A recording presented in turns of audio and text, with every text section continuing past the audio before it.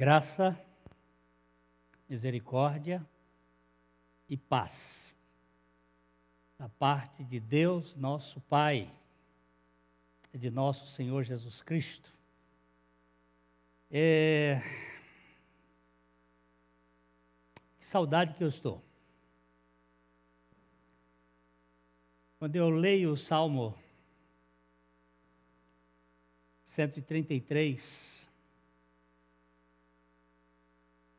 agora mais do que nunca, oh, quão bom e quão agradável ou suave é que os irmãos vivam ou sentem ou estejam juntos em união.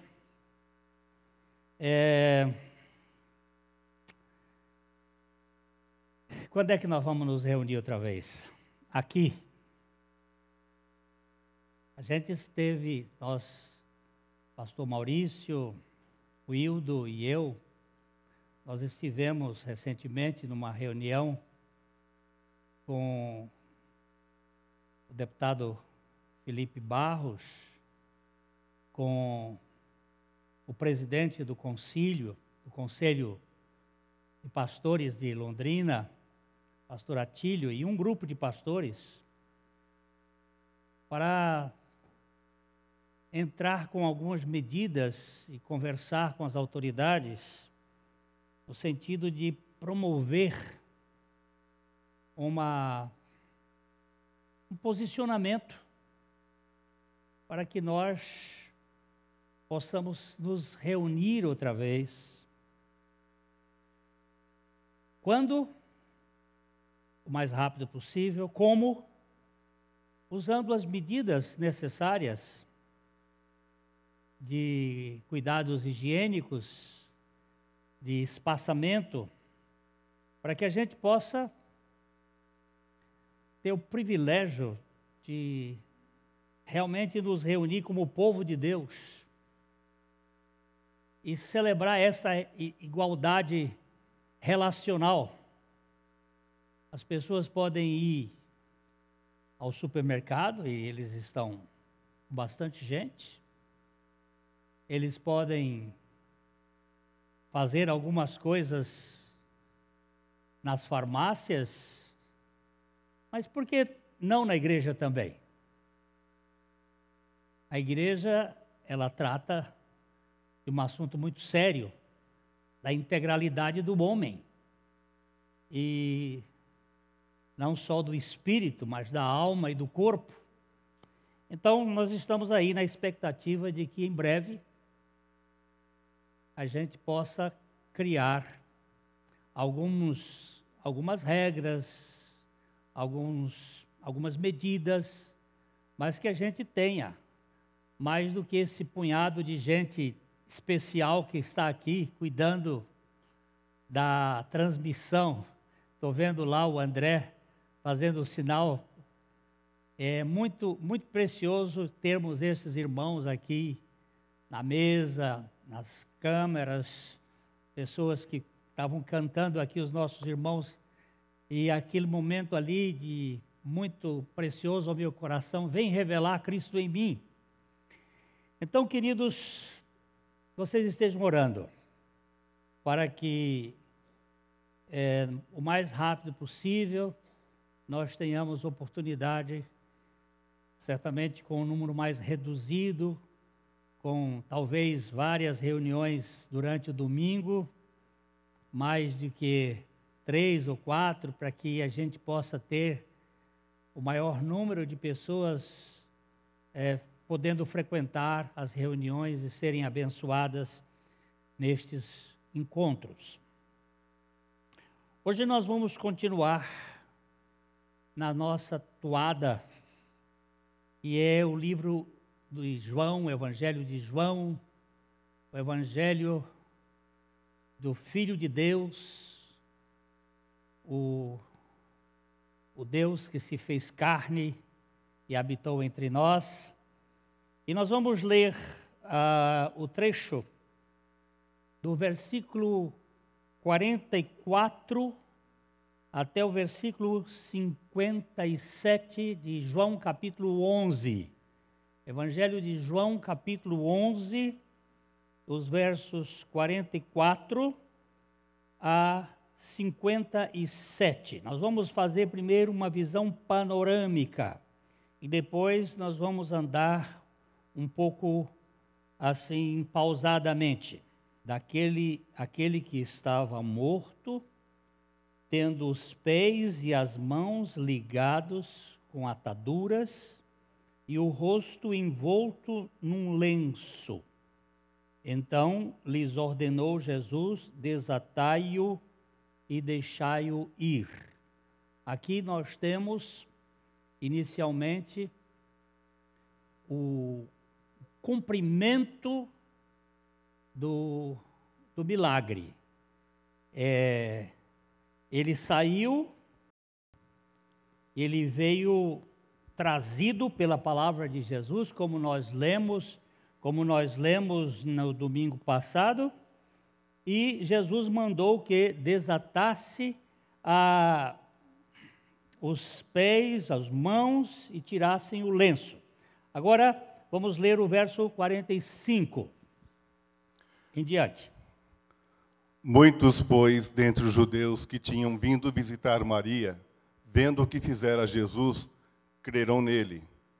Outros, porém, foram ter com os fariseus e lhes contaram dos feitos que Jesus realizara. Então, os principais sacerdotes e os fariseus convocaram o sinédrio e disseram: que estamos fazendo, uma vez que este homem opera muitos milagres?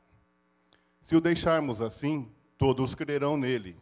Depois virão os romanos e tomarão não só o nosso lugar, mas a própria nação. Caifás, porém, um dentre eles, sumo sacerdote naquele ano, advertiu-os, dizendo: vós nada sabeis, nem considerais que vos convém que morra um só homem pelo povo, e que não venha a perecer toda a nação.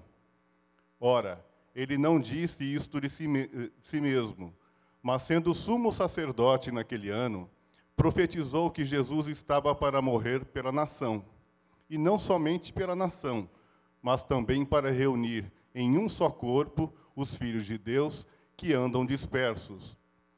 Desde aquele dia, resolveram matá-lo, de sorte que Jesus já não andava publicamente entre os judeus, mas retirou-se para uma região vizinha, ao deserto, para uma cidade chamada Efraim, e ali permaneceu com os discípulos.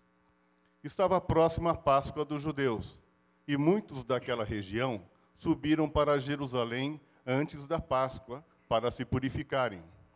Lá procuravam Jesus, e estando entre eles no templo, diziam uns aos outros: que vos parece? Não virá ele à festa?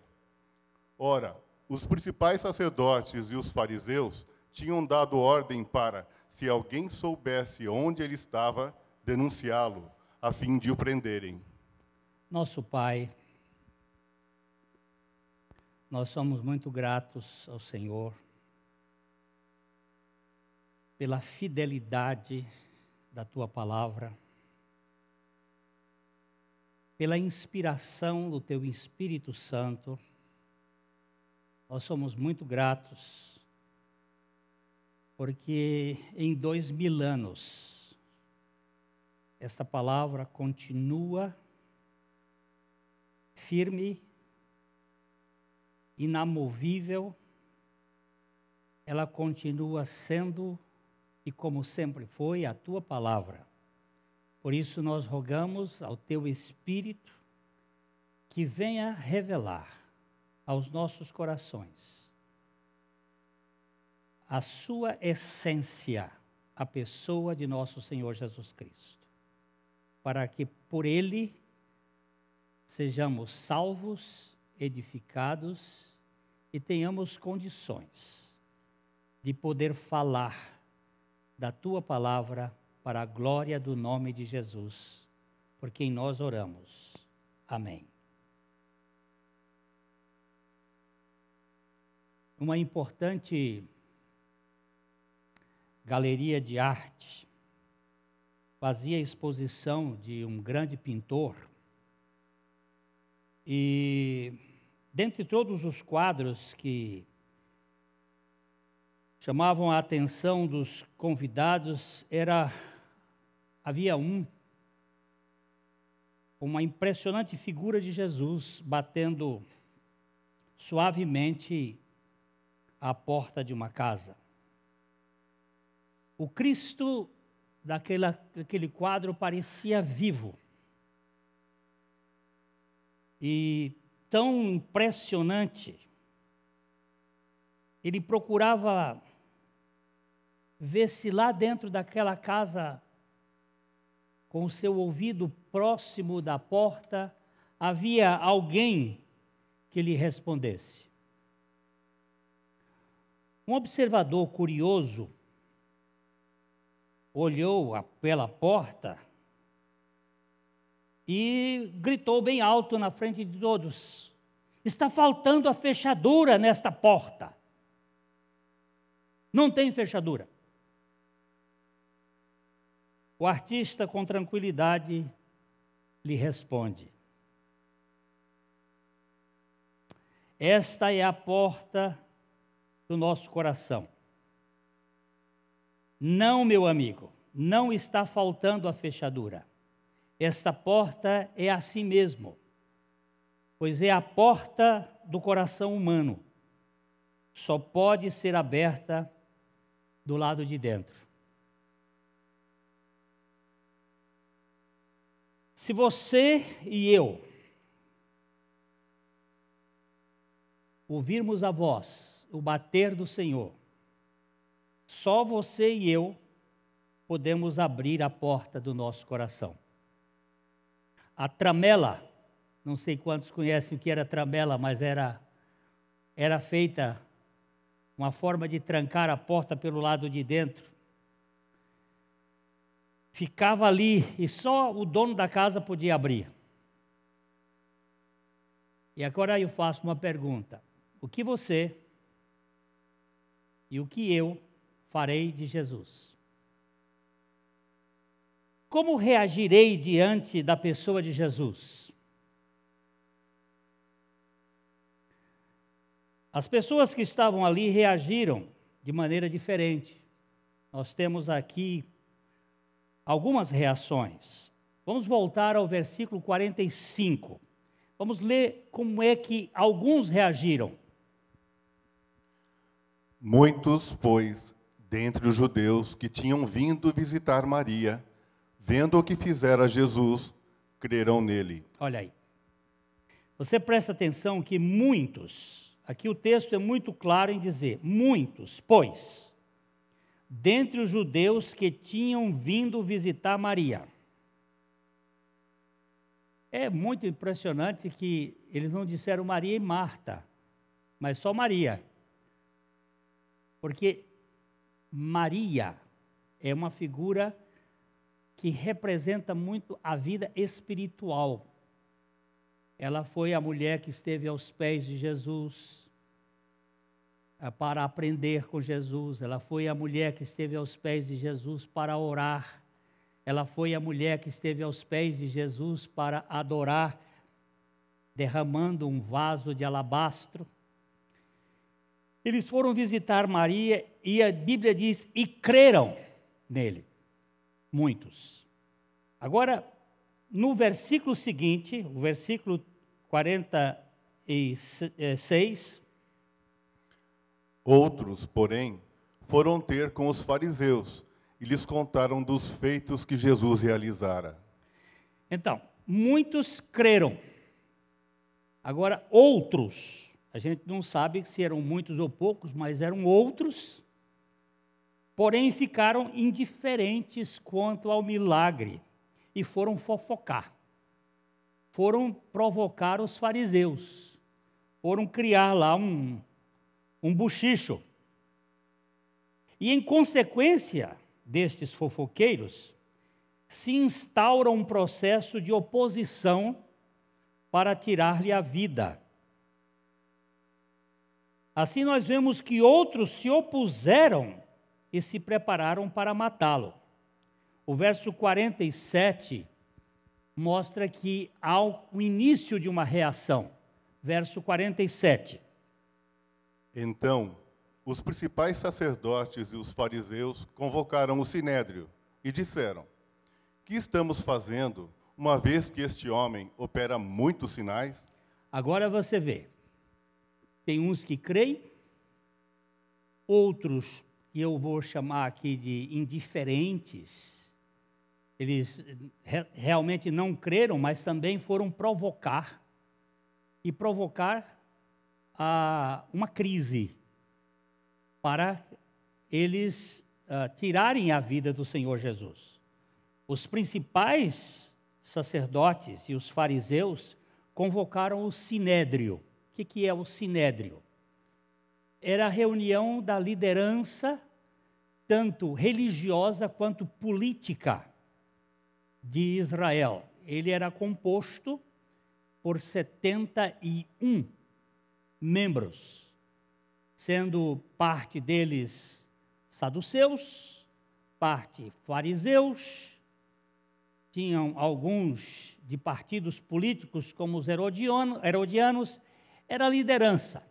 Eles eram como se fosse um Senado e, ao mesmo tempo, um Supremo Tribunal Federal, um STF deles lá. Eles tinham tanto um lado religioso, quanto o lado político e de governabilidade. E eles, então, entraram numa agitação. E se você olhar o verso 53, vai mostrar que naquele dia eles tomaram uma resolução. Desde aquele dia, resolveram matá-lo. Os principais sacerdotes e os fariseus, reunindo aquele conselho, eles fizeram uma pergunta: o que devemos fazer? O significado disto é mais ou menos o seguinte: o que vamos fazer com esse homem? E a pergunta que eu fiz aqui no início: o que você e eu vamos fazer com Jesus? O que fazemos com este homem? Porque ele tem feito muitos sinais, muitos milagres, e o povo todo vai crer nele. O que nós vamos fazer com ele? Há uma história interessante. Quando Winston Churchill, o grande líder político da Grã-Bretanha no século passado, ainda jovem, ele acabou de fazer um discurso na Câmara dos Comuns e ele foi perguntar a um velho parlamentar, amigo do seu pai, o que ele tinha achado do seu primeiro desempenho naquela assembleia de vedetes políticos. Aquele velho político pôs a mão no ombro de Churchill e disse em tom paternal: meu jovem, você cometeu um grande erro. Você foi muito brilhante nesse primeiro discurso na Casa dos Comuns. Isto é imperdoável. Devia ter começado um pouco com mais sombra. Devia ter gaguejado um pouco. Com a inteligência que demonstrou hoje, você deve ter conquistado, no mínimo, uns 30 inimigos. O talento assusta. Se você quiser ver como é que a coisa começa, é aqui. É o sucesso, é o êxito. Aquele grupo de religioso ficou assanhado, porque Jesus fazia coisas que eles não faziam. Jesus realizava coisas que eles, homens velhos, porque para ir para o Sinédrio tinha que ter experiência, era gente acima de 50 anos, ou gente que tinha maturidade. E eles ali estavam, de certo modo, enciumados, com inveja, com despeita. O que vamos fazer com este homem? Olha os milagres que ele faz. Nós temos visto aqui no nosso caminhar que Jesus, no Evangelho de João, ele fez 8 sinais, sendo 7 antes da cruz e da ressurreição, e 1 depois. E temos visto que esses sinais, eles têm um linguajar todo especial. Eles têm um objetivo. Vamos dar uma olhadinha no objetivo desses sinais mais uma vez. João capítulo 20, os versos 30 e 31. Evangelho de João 20, 30 e 31. Na verdade, fez Jesus diante dos discípulos muitos outros sinais que não estão escritos neste livro. Estes, porém, foram registrados para que creiais que Jesus é o Cristo, o Filho de Deus, e para que, crendo, tenhais vida em seu nome. Você presta atenção aqui, que João está fazendo o rescaldo das suas informações, e ele diz assim, na verdade, ele fez muitos outros sinais que não estão escritos nesse livro. Mas então, estes aqui são os 7. Estes foram escritos para que creiais que Jesus, o Filho do homem, é o Cristo, o Filho de Deus. Jesus, o Filho do homem, é o Cristo, o Filho de Deus. E para que, crendo, tenhais vida em seu nome. Nós sabemos que Jesus fez muitos sinais, e fez mesmo. No próprio Evangelho de João, no capítulo 21, no versículo 25, nós temos aí uma afirmação de João que é bem clara sobre esses acontecimentos de Jesus. Há, porém, ainda muitas outras coisas que Jesus fez. Se todas elas fossem relatadas uma por uma, creio eu que nem no mundo inteiro caberiam os livros que seriam escritos. Você viu? Então ele fez muitos sinais. E estes sinais, eles despertaram uma espécie de ciumeira. Mas além disto, esses sinais estavam apontando para Jesus como o Cristo, o Filho de Deus. E isto o Sinédrio não podia aceitar, porque eles não esperavam um Messias humilde, um Messias destituído de pompa. Eles esperavam, como até hoje esperam, um monarca, um senhor poderoso na terra, que estabeleça um reino aqui na terra de poder.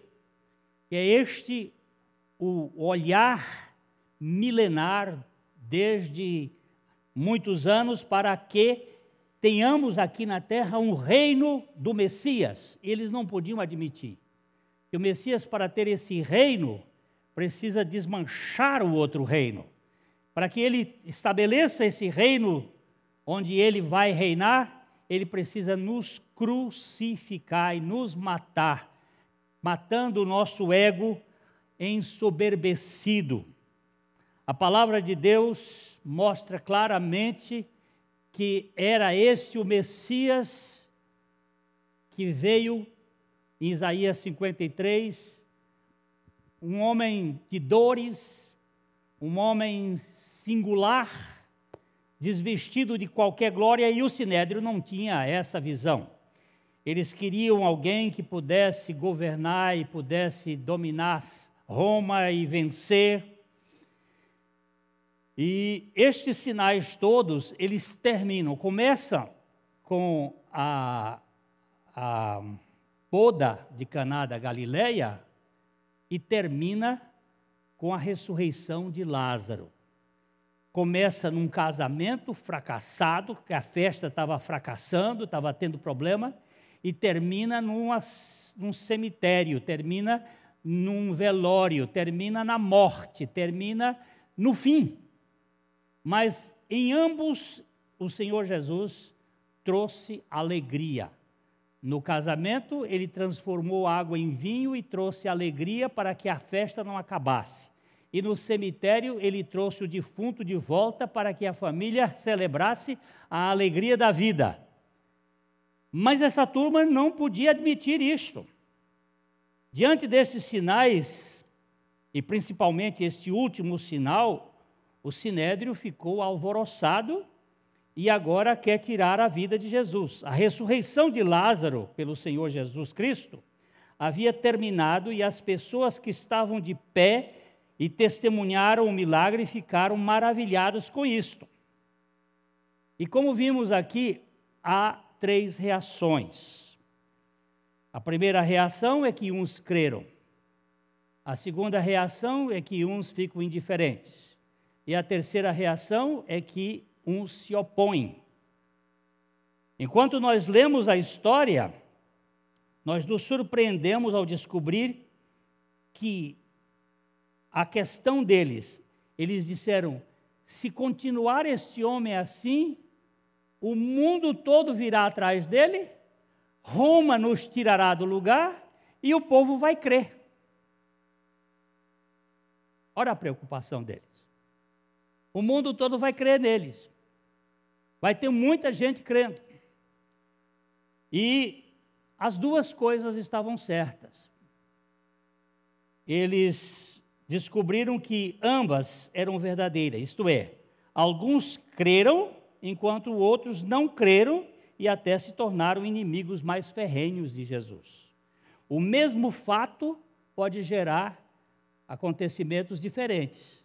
É aquela velha observação que o sol que amolece a cera endurece o barro. É o mesmo sol. E o mesmo milagre que deu fé a alguns, deu endurecimento em outros. O versos 48, a preocupação do Sinédrio era política, era uma preocupação não espiritual. Comumente, a política toma um lugar de proeminência na vida do povo de Deus e, às vezes, obscurece a visão espiritual. Verso 48. Se o deixarmos assim, todos crerão nele. Depois virão os romanos e tomarão não só o nosso lugar, mas a própria nação. Eles disseram, olha, se deixarmos assim como está, todos crerão nele. Eles eram os únicos que já estavam se resguardando, que não iam crer. Depois virão os romanos e tomarão não só o nosso lugar, estão preocupados aqui com o sindicato do poder deles, mas também a nação. Essa foi a discussão que aconteceu no Sinédrio. Agora o verso... ainda. Nós não devemos ser apolíticos, mas não devemos vender a nossa alma comprometendo-nos com os meandros sórdidos da política. Como cristãos, nós somos cidadãos de duas cidades. Nós somos cidadãos da terra, mas somos cidadãos do céu. Nós somos embaixadores da cidade celestial neste mundo terreno. Aqui na terra nós somos peregrinos, estamos indo para Jerusalém celestial. Mas nós somos cidadãos aqui da terra. Certa ocasião, o Dr. Billy Graham, ele foi indicado, Billy Graham foi um grande pregador americano, evangelista, um homem de Deus bastante reconhecido no mundo todo, morreu há uns 3, 4 anos atrás, com quase 100 anos, e ele foi indicado para candidatura à presidência dos Estados Unidos. Com certeza, ele seria eleito. A sua resposta, entretanto, foi muito marcante. Eu não vou deixar de ser embaixador da pátria celestial para ser simplesmente presidente dos Estados Unidos. Não vou abaixar meu nível. Resposta de quem conhece coisa espiritual. Não vou deixar aquilo que o Senhor me chamou, ainda que eu seja um cidadão americano, e ele foi, de certo modo, conselheiro de muitos presidentes americanos, um homem que esteve na Casa Branca ajudando muitos deles em momentos cruciais, mas ele diz uma coisa muito interessante: eu fui chamado para outra coisa, eu sou embaixador da pátria celestial. O problema do Sinédrio é que havia se comprometido com os interesses terrenos e perdeu a visão da realidade espiritual.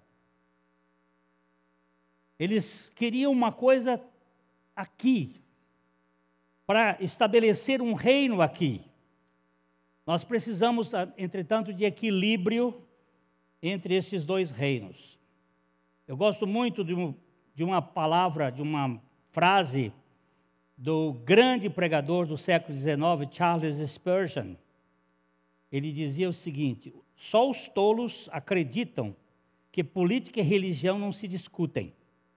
Por isso, os ladrões permanecem no poder e os falsos profetas nos púlpitos. Olha só.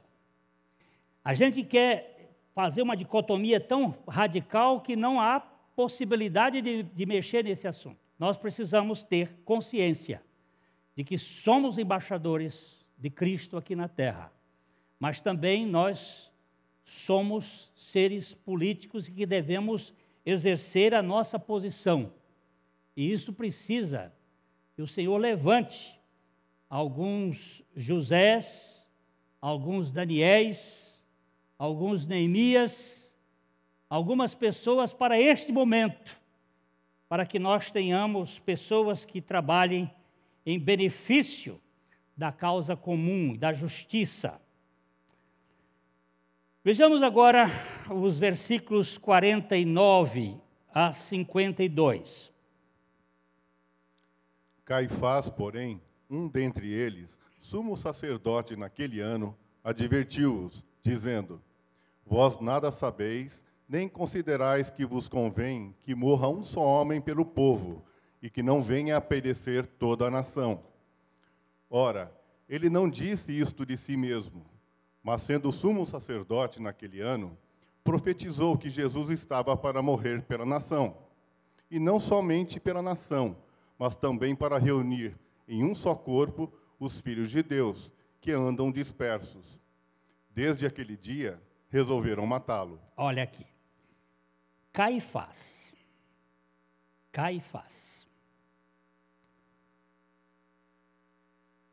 Porém,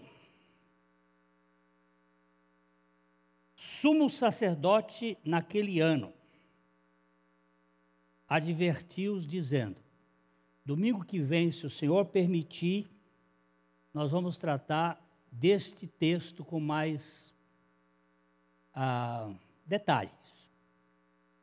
Porque aqui está uma das grandes profecias bíblicas. Profecia feita por um cafajeste. Para você saber que Deus usa coisas estranhas. Ele fez uma profecia. Ele disse: vós nada sabeis. Esse Caifás, ele foi sumo sacerdote do ano 18 depois de Cristo, ano Domini, até o ano 36.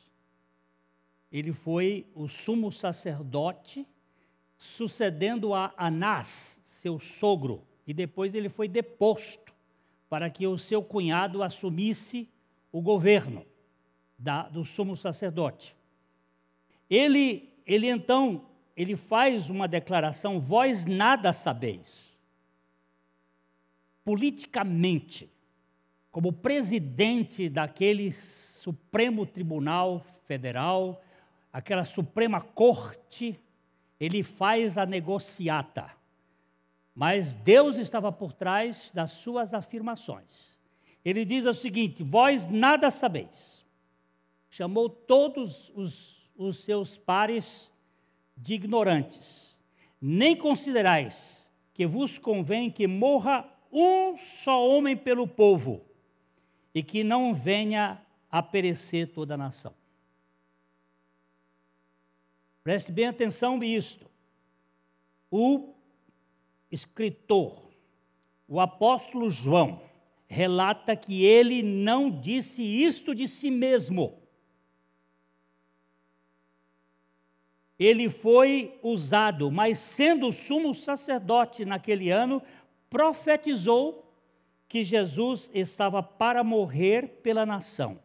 E não somente pela nação, mas também para reunir em um só corpo os filhos de Deus que andam dispersos.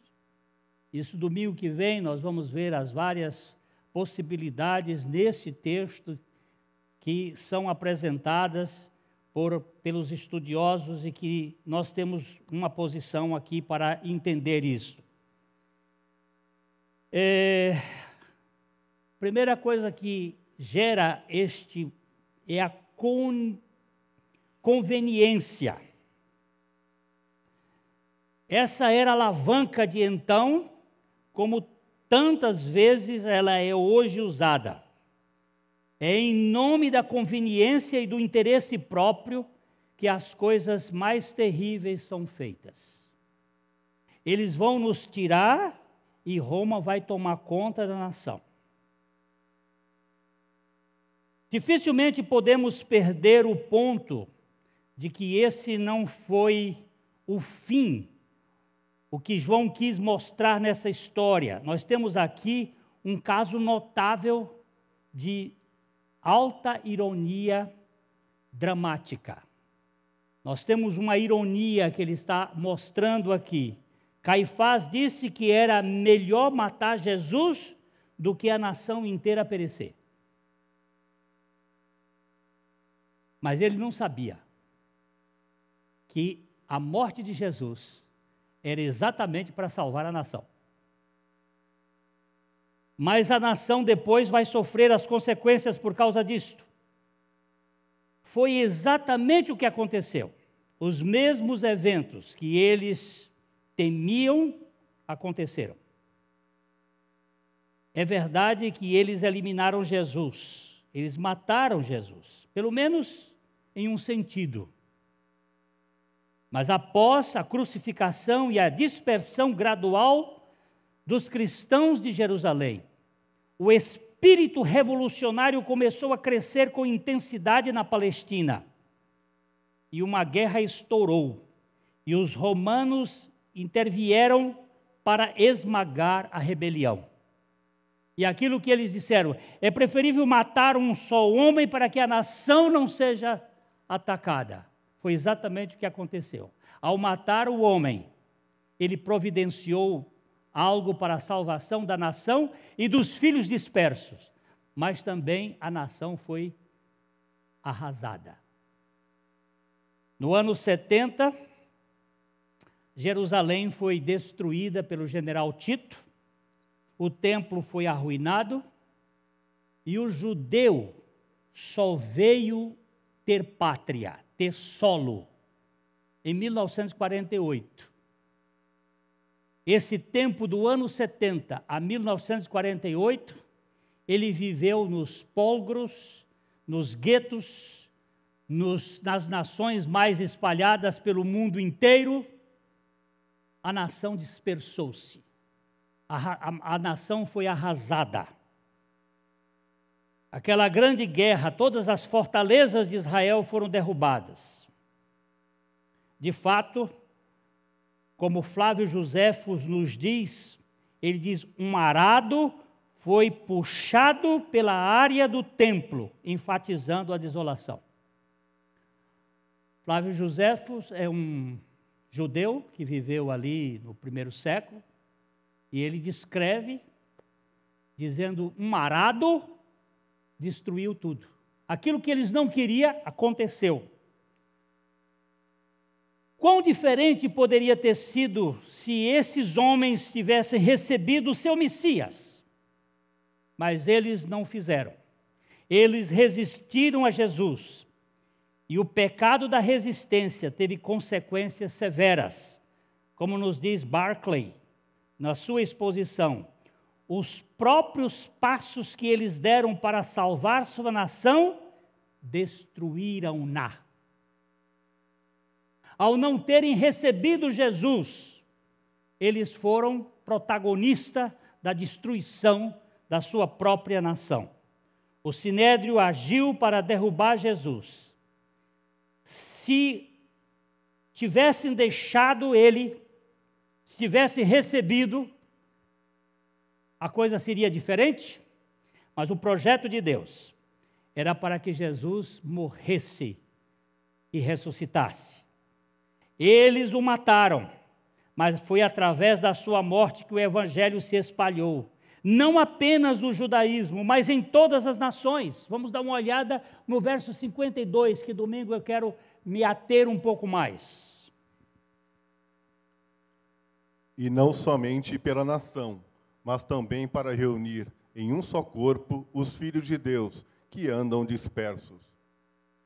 Ele quer juntar num só corpo os filhos de Deus que andam dispersos, porque a salvação, ela não acontece quando o homem veio para a terra, quando houve a criação e a queda. A salvação foi projetada antes da fundação do mundo. O Cordeiro de Deus foi imolado antes da fundação do mundo. Nós não somos um produto de um acidente, nós somos um produto de uma providência.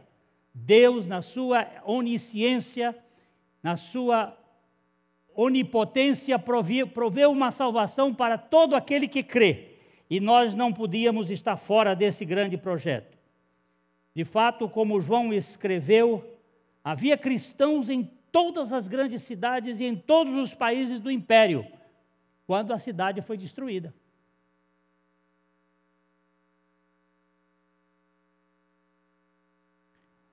Você não pode frustrar os planos de Deus. Você pode se opor a Ele, mas somente você pagará as consequências. Como fizeram aqueles homens. Você pode se opor a Ele, mas o cristianismo vai se espalhar. Não há jeito. Eu quero ler Provérbios 19, verso 21, onde a palavra de Deus nos diz uma coisa muito interessante. Provérbios 19, 21. Muitos propósitos há no coração do homem, mas o desígnio do Senhor permanecerá. Muitos propósitos há no coração do homem, mas o desígnio do Senhor permanecerá. O que você fará de Jesus? Existem 3 opções, até onde nós podemos ver. 3 opções. A primeira, eu vou mudar a ordem aqui. A primeira é tentar ignorá-lo. Muitos tentaram isto. Muitos, na história, tentaram ignorá-lo. Você pode tentar também. Mas essa sua escolha, ela é limitada, ela não vai muito longe. Um dia você vai ter que aparecer perante a presença dele, porque a Bíblia diz que todo joelho, no céu, na terra e debaixo da terra, há de confessar, há de se dobrar. Uns vão receber a glória eterna e outros vão reconhecer que Jesus é o Senhor, ainda que tenham que ir para o tormento eterno.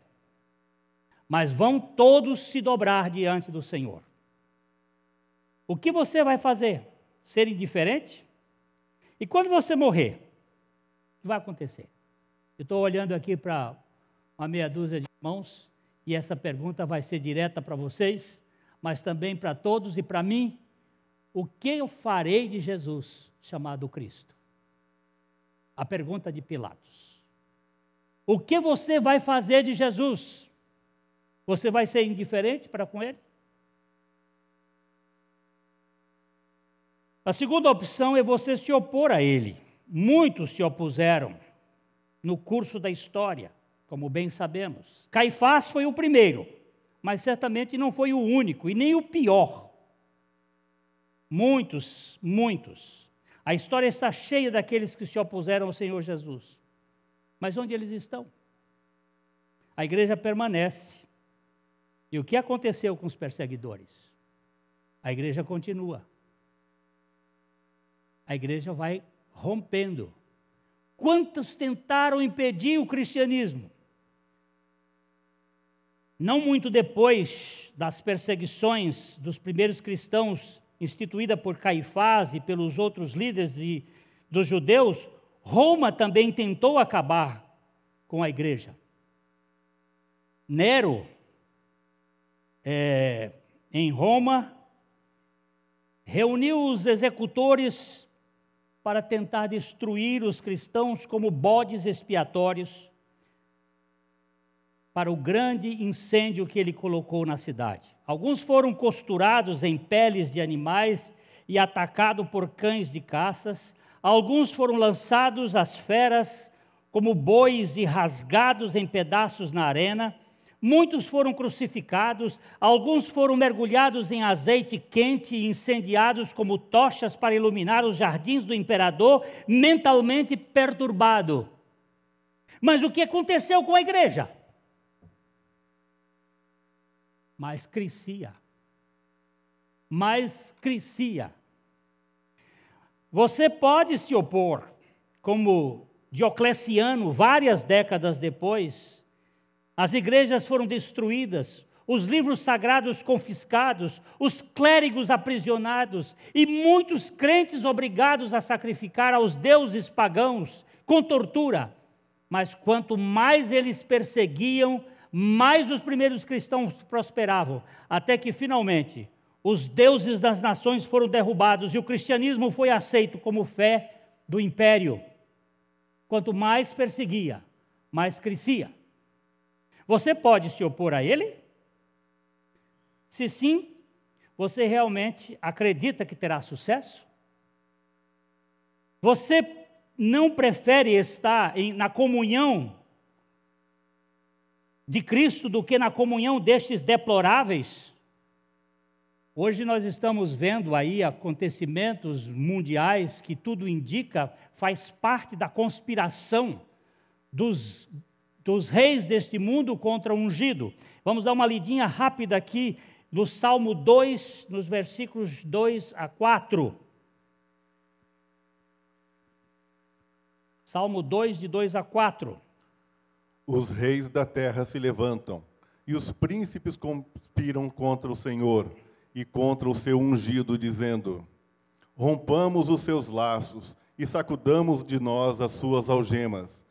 Ri-se daquele que habita nos céus, o Senhor zomba deles. Até aqui. Os reis da terra se levantam.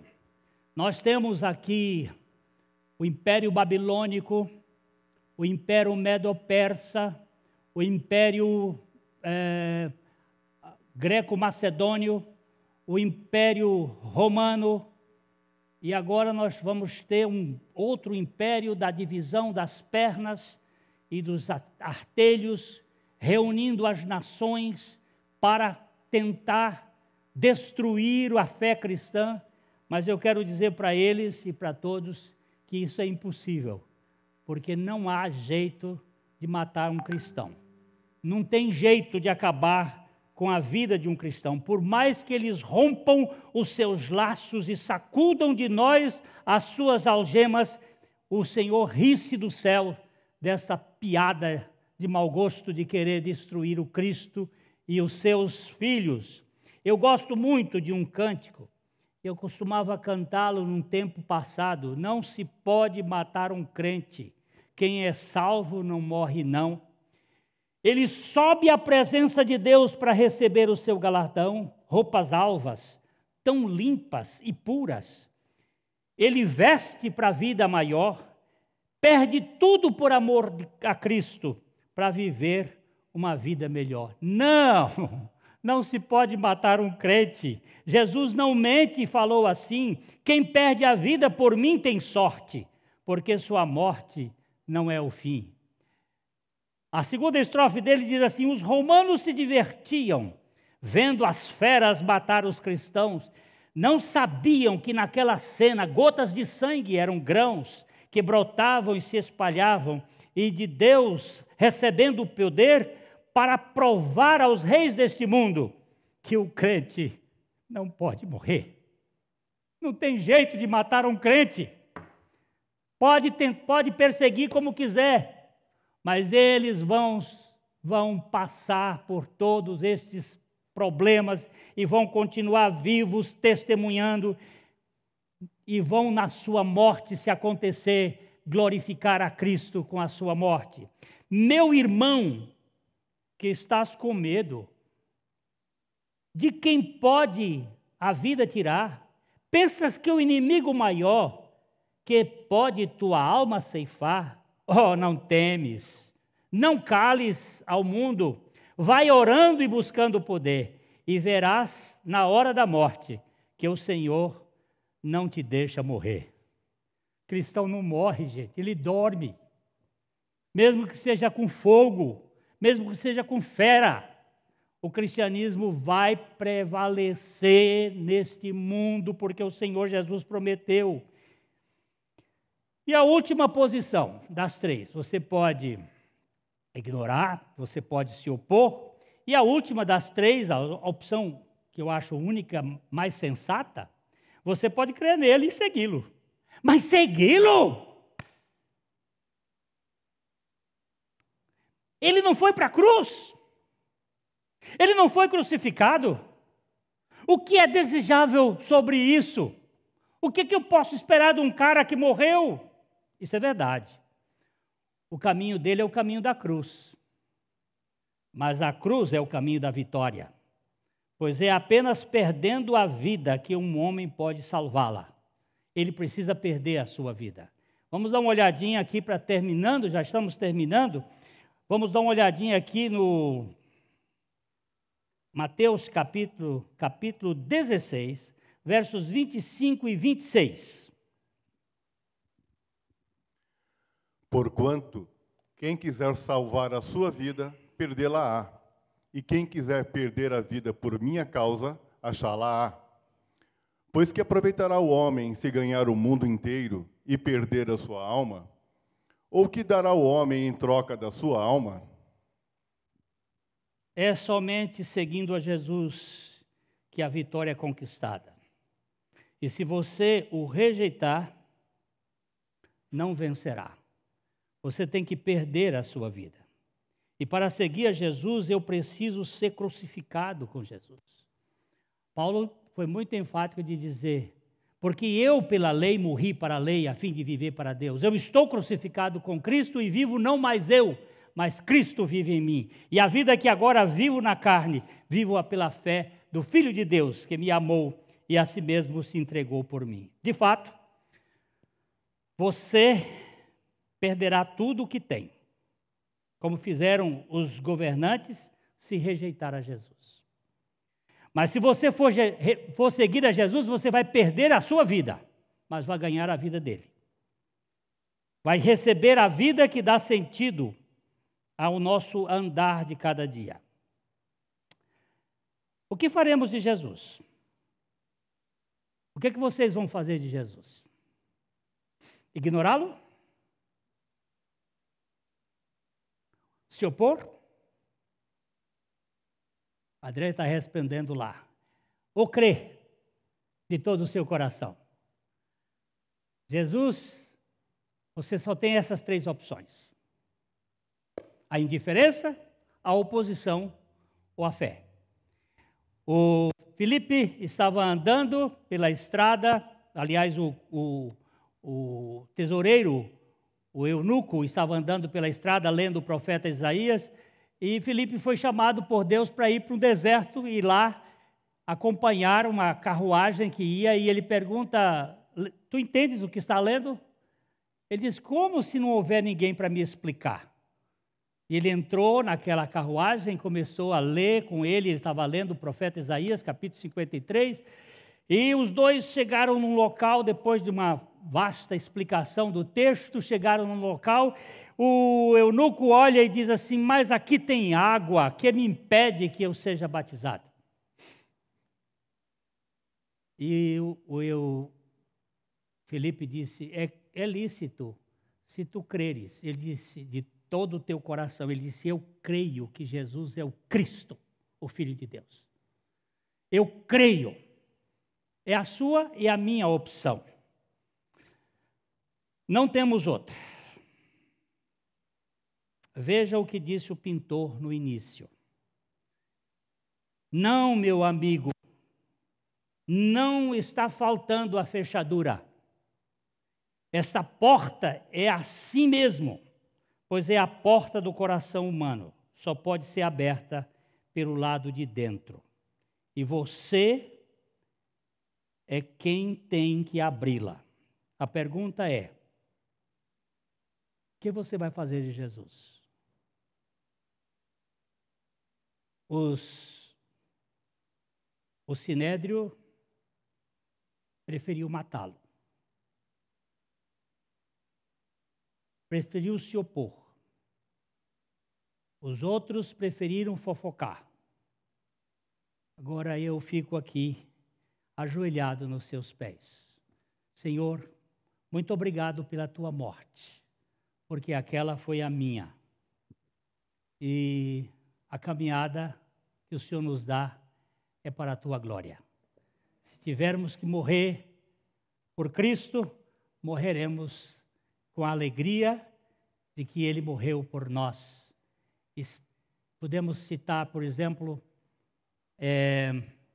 um velho pregador, pastor da igreja de Éfeso, Policarpo, no dia da sua morte, ele morreu incendiado. O preposto de Roma disse para ele, negue a sua fé e você será livre da fornalha. E ele disse, como poderia negar? Há 80 anos que eu o sirvo e ele nunca falhou. Como podemos negar se ele é a minha vida? Agora cabe a você esta decisão. Que Deus lhe dê graça para você crer na suficiência do Senhor Jesus. A Livraria PIB Londrina procura selecionar cuidadosamente seus títulos e autores a fim de oferecer um conteúdo alinhado com o Evangelho de Jesus Cristo. Bíblias, livros de teologia, devocionais, literatura infantil, biografias, comentários bíblicos e muito mais. Dispomos também de um acervo de CDs e DVDs das mais de 5.000 mensagens ministradas na Primeira Igreja Batista em Londrina. Visite a Livraria PIB Londrina e conheça ainda mais. Livraria PIB Londrina, de segunda a sexta, das 13h30 às 18 horas. Endereço na Avenida Paraná, 76A, próximo ao Calçadão, bem no centro de Londrina. Ligue para 3372-8921 ou acesse o site www.livrariapiblondrina.com.br.